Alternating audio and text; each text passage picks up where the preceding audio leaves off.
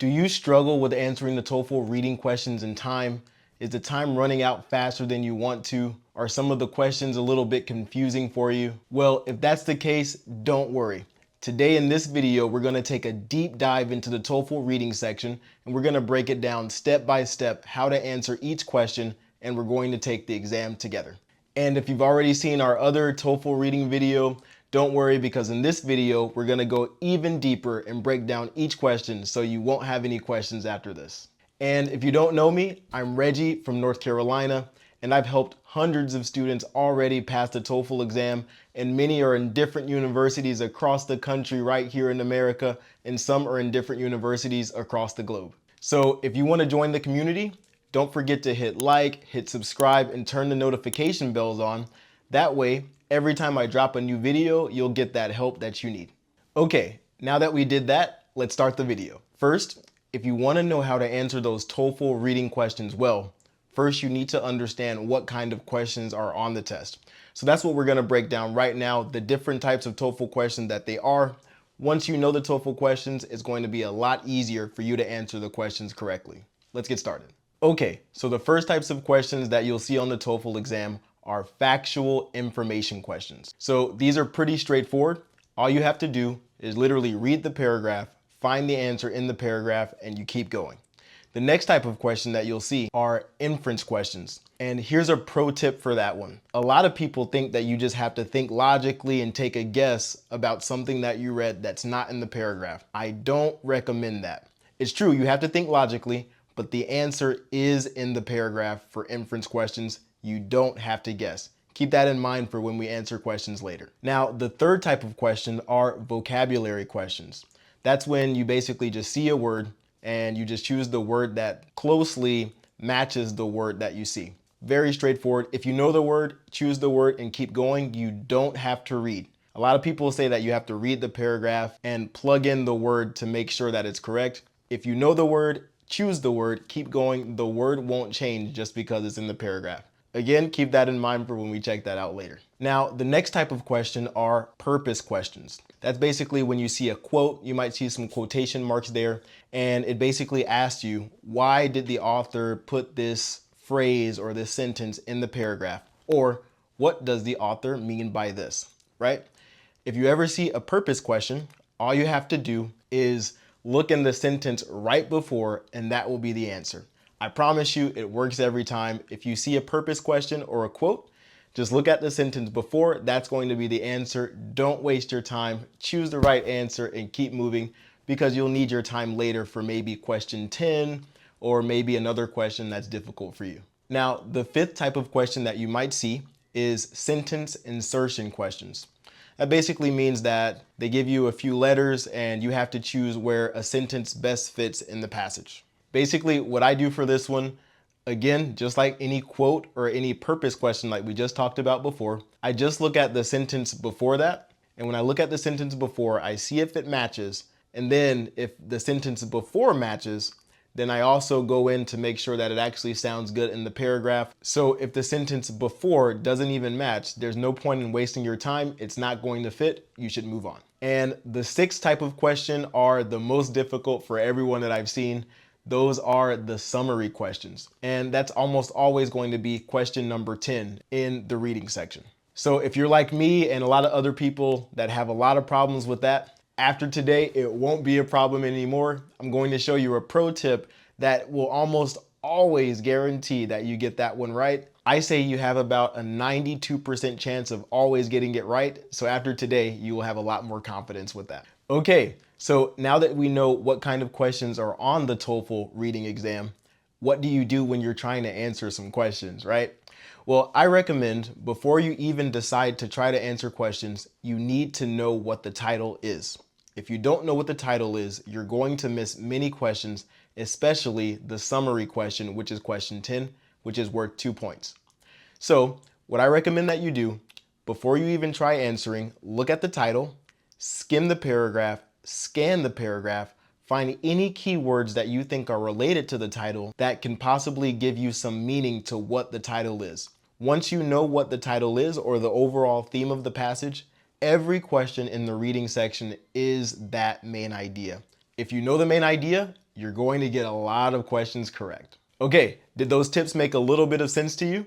Don't worry, if it didn't, we're going to do it together, so let's get started now. Okay, so we now see the passage here, and when you see the passage, what's the first thing that you do from the tips that we talked about before? What do you think? Well, the first thing that I would do is figure out what the title is. So here it says the development of instrumental music. So if you want, pause the video, figure out what the paragraph says about the development of instrumental music, and that will help you answer almost every question in this passage. You ready? Let's give it a shot. Okay, did you get a chance to read the paragraph? So what did you write down about the development of instrumental music? Well, I got this.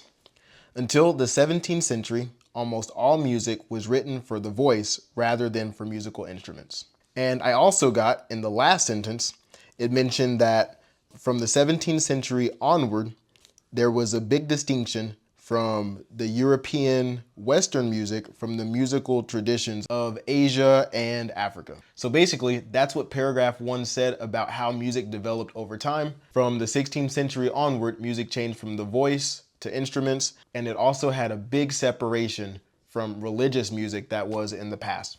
That's definitely going to help us out.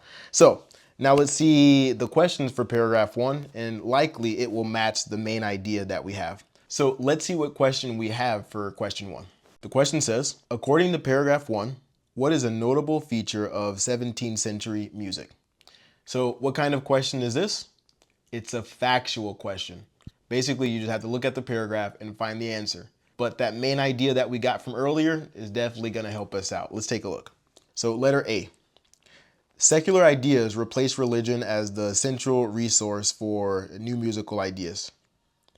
Well, first of all, there's a modifier here. I didn't explain that before, but modifiers means that they basically change something that could be correct and they take it to the highest degree and it makes it wrong. So it says here that secular idea replaced religion as the central resource. So it is not the central resource. That's wrong. That's an extreme modifier. We don't even have to look at it. Let's check B. Instrumental music was composed as an independent means of artistic expression. Well, that's exactly what we're talking about for our main idea, right? Music went from voice to musical instruments. So that's probably the answer. We saw that earlier. Let's keep going with C. Music combined the musical traditions of Asia, Africa, and Europe. No, that goes against the main idea. We saw that at the last sentence, if you remember. So D, instrumental music was written to serve the needs of the community. Well, they did talk about instrumental music, but it didn't say anything about serving the needs of the community. But actually in the paragraph, it says here that music was made for its own sake rather than to serve a religious or communal purpose. So that goes against the factual information in the paragraph. The only thing that the paragraph mentioned is B. So factual information questions, the main idea can help you out, but also process of elimination if you're not really sure. All right, I hope that helped out a little bit. For B, that's how I do it, and I hope it helps you out as well. All right, let's check out the next type of question and see what it is. All right, so this is a vocabulary question, and the word is skeptical. Hopefully you know what that word is. If you don't, skeptical means that you doubt something or you don't trust something. So we already know this word, skeptical. It means doubting. That's A, 100%. You don't need to read a word if you already know the word. Let's keep going. Okay, well, let's see what kind of question 3 is. Let's take a look. Why does the author mention the activities of scientists and philosophers in the passage? Why does the author mention this? So we see here that scientists and philosophers, you see that's in bold. So all you have to do is read the sentence before. The only thing is, so far, I haven't read anything in paragraph 2 because you remember we already knew the vocabulary word, so we just chose it and then we answered. We still should read up until this point because we never know if we need to add something or know something about the development of music that's going to help us with question 10 later, which is the summary question. So what I recommend that you do, pause the video, read up until you see that highlighted word, and then you'll know the paragraph a little bit more and it should help you with the question. All right, take your time and read up until the highlighted part and then we'll answer the question. Okay, so are you done reading? Did you get any notes that you think you should add to your paper that can help you for the summary question later? Any notes about the development of musical instruments?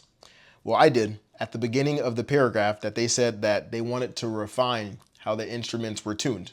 And also, by the 18th century, musicians were adopting the system of tuning known as equal temperament. And they wanted to basically prove to a doubtful public that this was a cool or a really good kind of music. So we're seeing how the music is developing, and it's really important to understand that because it's going to help you later.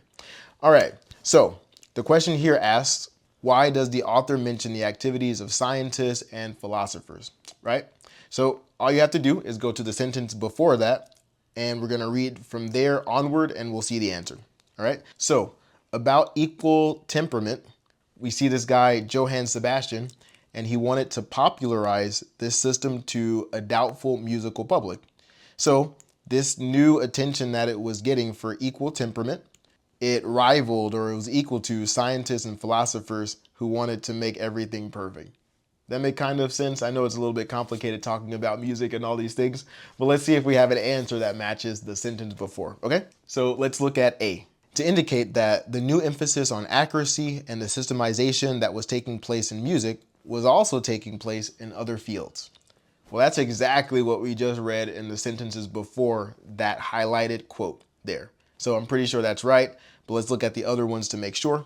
To suggest that the study of music was no longer limited to musicians only, we didn't see that. To argue that some of the changes in instrumental music originated outside of musical circles, that's not what the sentence before said. And D, to provide an example of profession that supported the new approaches in 17th century instrumental music, we did not read that. So all you have to do for questions like this, we got it right, A, is to just look at the sentence before, and you will always get the answer right. I hope that helped there. So that's how you answer purpose questions. You just find the quote, look at the sentence before, and you will be right every time. You just choose it and keep going for the next question. All right, let's see what kind of question we get for number 4. According to paragraph 3, which of the following is true about the production of violins in the 17th century? So what kind of question do you think this is? This is a factual information question again. So again, what do you do for that? All we have to do is read the paragraph. If we see anything that goes with our main idea, make sure we take some notes on it, and it should be kind of simple for us to answer this question. All right, so let's read the paragraph, take your time, pause the video, and we'll answer the question. Okay, so what did you get for this paragraph? Did you understand the developments here? Well, we saw that violins really didn't develop very well because families had a guarded secret and they didn't tell anybody about the violins. But other types of instruments around 1650, they were standardized and they were refined. We also saw that amateur music making, that was widespread, and they also had some really special talented people that were starting to make really good music at the time as well. All right, so with that in mind, we know the main idea. Let's see if that helps us with the factual information questions. So let's look at the question again. According to paragraph 3, which of the following is true about the productions of violins in the 17th century? We just talked about it, so it should be a little bit easy for us to answer, right? So let's look. Violins were made at large manufacturing centers in northern Italy. No. Standards of violin design were created and enforced by the great courts of Europe. No. Several families shared design techniques to improve instrument quality. Definitely not. That's the opposite of what we just read. And D, violins were carefully crafted according to specific family traditions and they didn't share it with anyone. So I would go with D. That's going to be the answer every day of the week, and we're doing really good so far. So factual information questions, yes, it's true that the answer is in the paragraph, but if you remember the main idea, the development of music, that's just going to help you with your whole life. The main idea is probably the most important tip I can possibly give you for the reading section. It's the overall theme, and every question is asking about that. All right, let's check question number 5. Let's do it. All right, we got a question here that we can save our time. What does the word refined means? So if you don't know refined, it basically means that you have something, maybe something that's a little bit impure, and they take it and make it pure by doing some type of technique, right? So refined, the word refined in the passage is closest in meaning to, well, we see improved, tested, regulated, restored. The only thing I can say that's probably the best way to choose is improved. If something's impure and you make it better, you're just improving it, right? So that's the answer for that one. If you see, I didn't have to read the paragraph. I just knew the word. I chose it. That's going to save me time. We have 2 vocabulary questions here that save me so much time that I can use on probably factual information questions where you really want to be sure that you're choosing the right answer. All right, let's go on to the next question. We don't have to read anything because we already read the paragraph, right? So let's go to question 6. Okay, let's see what kind of question this one is. According to paragraph 3, all of the following characterized the development of 17th century European instrumental music except. Well, we talked about that before, right? We talked about many things were actually developing, but the violins weren't, right? So maybe that can help us out. We'll see. Instruments of superior quality were produced. Yes, that's true. Manuals for performance techniques were written. I don't know. Individuals accomplished in playing certain instruments gained recognition. That's true. Amateur musical performances replaced professional performances. That is not true. We did not see that anywhere here. Like there were amateur performances and there were professional performances, but did they replace them? I did not read that. So that's the one I'm going to choose, D. Hopefully that helped you out as well. Remember, right, in these questions, if you want to take your time, just pause the video before you hear my explanation, because maybe that can help you out a little bit more and you can see if you're getting it right. Okay. All right, let's go to question 7 and see how we do there. All right, let's see what kind of question this is. According to paragraph 4, what did sonatas and suites have in common? Again, another factual information question. Seems like we have a few factual information questions here. Hopefully in your exam you don't have too many because sometimes they do take a little bit of time. You scan the paragraphs because you don't want to waste your time. But if you scan the paragraphs looking for the main idea, it can help you to answer these factual information questions faster if you get a lot of them on your exam. So keep that in mind. All right, so definitely pause the video. This is a new paragraph, so read the paragraph, see if it matches anything with your main idea, and then we'll just answer the question like we always do. Let's take a look. Okay, guys, hopefully you read that well and you're ready to be able to answer some questions. I'm sure just like me, right? You're probably the same as me. When I read this, I was like, what is going on? There are so many words that I don't understand. Whenever you have so many details like this, it's not important to understand all of that. Remember, you're scanning for the development of music, right? So we saw that the 3 main types of music that dominated the music at that time were the sonata, the suite, and the concerto. That's the only thing that's really important here. Everything else is like too detailed and not important, right? So let's look at our answers and see if we can see if anything will help us out there. So let's see the question again. According to paragraph 4, what did sonatas and suites have in common? So sonatas and suites. So here it's not talking about all 3, it's talking about sonatas and suites. And literally the only thing that you have to do, go in the paragraph, find what sonatas is, find what suites is, and choose the one that matches, right? So let's see. A, they developed as musical genres before the concerto did. I didn't see that in my reading, so let's go to B. Their movements did not allow for many combinations of instruments. Didn't see that either about the 2. C, their movements were based on dances. So if you look at sonata, it does talk about dances. And if you look at suites, it also talks about dances. That's the only one where they have a combination. That one can be a little bit tricky. There you do need to spend some time on it to make sure you're getting the right one. But that has to be the answer there. Let's check out D though, just to make sure. They were more popular in Italy than any other European country. Now, that one I probably would think about, but it has a modifier.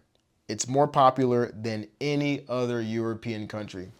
Definitely wrong. Anytime you hear the greatest, the best, the most, the best thing in the world, that's an opinion and it's a modifier, an extreme modifier, and it will never be right.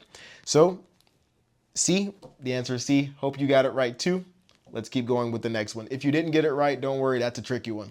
All right, you're doing great. Okay, so now let's check out question 8. We're getting close to the end now. You're doing fine. So according to paragraph 4, Which of the following is a characteristic of I'm guessing it's a concerto. I don't see the whole answer, but I'm just gonna guess that's the concerto. So we already read the paragraph, so let's take a look. So if I'm gonna answer this question correctly, the only thing I have to do is look for concerto in the paragraph and I have to find the answer, right? So let's go in the paragraph again and look at the details of concerto here. If you notice, that's the only time I look at specific details is if I have to for factual information questions. So let's see the concerto. Finally, the concerto, from the same root as concertato, which describes opposing or contrasting bodies of sound, is a composition consisting of two groups of instruments, one small and the other large, playing in dialogue. The typical Baroque concerto, the concerto grosso, large concerto, featured several movements whose number and kind varied considerably. All right, so I read concerto. Let's see if I can find the answer. A. It was generally performed by only one or two instruments. We did read something about that, right? But did you see that modifier there? Only one or two instruments? That's wrong. Don't let that confuse you. It's not the right answer. Let's go to B. It required more violins than any other type of composition. Another modifier, any other type. Are you noticing? Before I keep going, anytime you see a modifier, you don't even have to guess if that's the right answer. When you see only, if you see all, if you see a modifier, it's wrong. Let's keep going with C. C. It was invented by three famous composers, Purcell, Couperin, and Bach. Well, I didn't read that when I read concerto, so I'm going to keep going with D. It consisted of movements that varied in number and kind. Well, that's exactly what we read here at the bottom. That's the answer. It has to be, right? So let's try D. Okay, so are you seeing how this is going? Factual information questions they're tedious because you have to read the question and find the answer. But modifiers kind of help you to go a little bit faster on factual information questions. When you see a modifier, don't even try to guess that one. It's wrong. Choose the other options. All right, we got two more left. Let's see what kind of questions they are. Okay, so we see we're on question 9, and question 9 will always be a sentence insertion question, right? So do you remember, 3, 2, 1. So do you remember what you should, 3, 2, 1. So do you remember what you should do for sentence insertion questions? Well, the only thing you have to do, first, you want to look at the sentence before to see if it matches your quote. If it doesn't match your quote, you keep on going. It's not the right answer. Now, if it does match, you do want to read it in the entire paragraph to make sure it actually makes sense.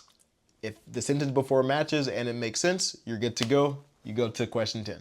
Okay, so first, let's read the quote to see what the quote is, and that's really just going to help us to know where to plug it at, right? So let's take a look. The quote is, some ancient instruments underwent development. For instance, the shawm, I'm pretty sure I butchered that name, but the shawm became the oboe. So basically what I got from this is that some ancient instruments were developed. They got better, they were improved. Let's see if the sentence before any of these choices matches that. If it does, it's probably gonna be our choice. All right, so let's look at the sentence before A. We see there that it says that they established some techniques and the high quality violins were sought. So they were looking for some violins and they had some techniques, but we're not looking for techniques here. We're looking for improved instruments. Let's see the next one. The construction techniques used to produce these instruments were guarded so secretly that the modern violin makers have never successfully imitated them. Doesn't really talk about improving on anything. Let's see the next one. So I guess C. Elsewhere, around 1650, earlier instruments were standardized and refined. That's the answer. Improved, right? That has to be it. Let's see if the last one talks about that, about improved instruments. Also during the period, amateur music making was widespread and professional performance. So this is about performances. It's not even about what we need. So C has to be the answer, and we're correct because that's the only one that talked about the instruments being better. That makes sense? Okay, I hope that helped you out. So Again, what did we learn about sentence insertion questions? All you got to do is look at the sentence before. If it matches, it's probably the right answer. Just make sure it fits with your overall paragraph. All right, let's go to question 10. And we already know what question that is, the most difficult one, right? Question 10 is the summary question. So basically, usually it's just going to be you choose the three options that talks about how music developed over time, right? And with what we've been talking about today, it should kind of be a little bit simple to be able to answer this question now. Okay, so let's give it a look. Take your time if you need to. If you need to look at the passage and maybe go back and look at the video, rewind it a little bit to help you out, no problem. But let's answer the question now. Question 10 is worth 2 points. So you do want to make sure that you have a little bit of time to make sure you're answering the right question. So save time with modifiers, save time with if you have a quote or a purpose question, look at the sentence before. Also, if you have a vocabulary word, just choose the word and keep going because you want a little bit of time here for question 10. All right, let's look. In the 17th century, instrumental music in Western Europe developed in ways that distinguished it from earlier European music and musical traditions of Asia and Africa. You remember that's what we talked about at the first paragraph. Paragraph 1 already gave us the main idea, how music developed and how it differed from what we see here and differed from religious music that they made back in the day. Also, we saw that this music replaced, or it didn't replace, but it basically took over voice music. There was more instrumental music than just voice music like before when we saw that. All right, so let's check to see what we have in our main idea and in this summary. Let's give it a look. A, before the 17th century, instrumental music was based on mathematical and scientific principles. That is not right. Definitely wrong. Remember, before instrumental music, people sang with their voices and they sang for religious purposes. So that's wrong. B, the distinctive feature of the 17th century instrumental music was its interdependence of any text, narrative, and extra musical meaning. Maybe. Maybe. I don't know yet. We'll see. Let's see. C. The development of instrumental music in the 17th century went along with the improvements in design, tuning, and playing of instrumental musical instruments. Excellent. C is definitely correct. That's one of the options. That's development. D. The instrumental music in sonatas, suites, and concertos was characterized by drastic contrasts of tempo, texture, and instrumental groups. Well, sonatas, suites, and concertos was one of our main ideas that we noticed as the progress of music, so that's going to be our answer as well. Awesome. Let's see E. The Baroque period was dominated by composers from a few aristocratic families from northern Italy. That was a detail. It didn't really talk much about that, and that wasn't one of our main ideas that stuck out. So F. After the 17th century, most Baroque instrumental composers were concertos more than any other type of composition. We got a modifier here, more than any other type, so that's helpful. All right, so we have a modifier, so we know F is wrong, and we know A is wrong. So now we're in between B, C, and E. C and D are for sure correct. Maybe that's what you're thinking as well. So let's take a look at B and let's take a look at E to see which one we're going to go with. The distinctive feature of 17th century music or instrumental music was its interdependence of any text, narrative, and extra musical meaning. Oh, okay, so basically they were just doing music just to enjoy music. I remember seeing that earlier here. The idea of music as an aesthetic exercise composed for its own sake rather than to serve any religious purpose. That's it. That's it. That's our main idea that we got from number 1. So you see paragraph 1 is the most important paragraph. The answer is B, C, D, 100%. And we got question 10 correct. So hope that helped you out a little bit. If you're taking notes throughout, do it. Like it's so important. You might not have to take notes on complete sentences, but you do want to jot down little words maybe that help you to understand the development of instrumental music as you go, or any theme for the reading section. All right, guys, I hope this helped you out. I know you did a good job. If you still have a few more questions about how to do the reading section, which I completely understand, go and take the test in our first TOEFL reading video that we made. You can take the test right with me and you can just keep on improving with that. And don't forget, if you like this video, don't forget to hit like and subscribe, click the notification bell. If you need some extra personal help, don't forget to check out our Patreon. We have a lot of free materials there that can help you out. Let's keep on growing as a community, and I can't wait to see what you do on your next test. See you soon.